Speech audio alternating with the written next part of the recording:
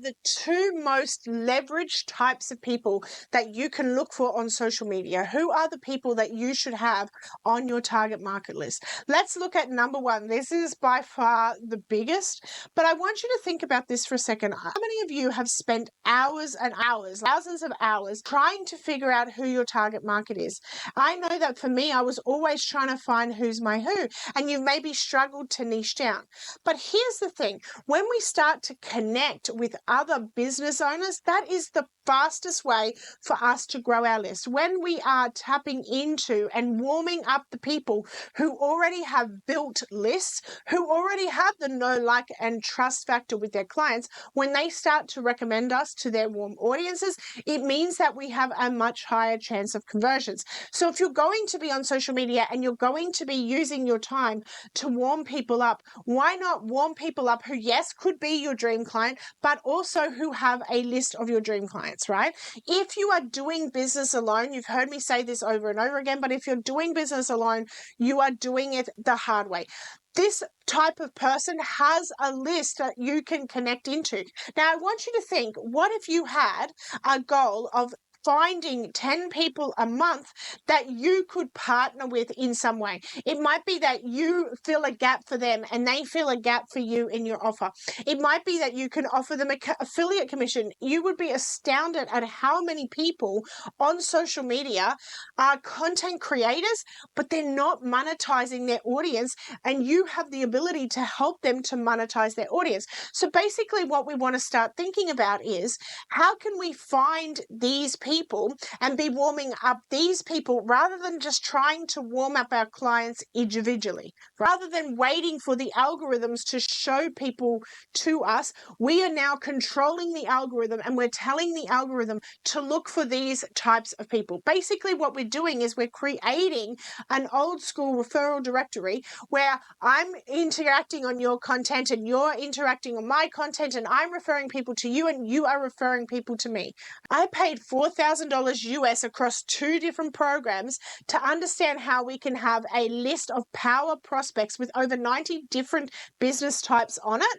Many of them you've never even thought of. Now, in the workshop, when we're doing it live, we're going to start brainstorming these kinds of people with you, because I know that a lot of people get lost. They don't know who to think about. We're going to start to brainstorm these people with you when we are live. But I wanted you to start to think about this. I wanted you to be able to simplify your social media so that you are focused on the highest income producing activities. Second type of audience member that we should be targeting on social media, and this is going to blow your mind, because a lot of people dismiss this, but it's the employees of the businesses that we want to target. So let me give you an example. There was a lady who was well connected. She was the personal assistant of a company that I was trying to get a foot in the door with. Now, everybody was saying, go to LinkedIn, try and link with the business owner. Here's the thing.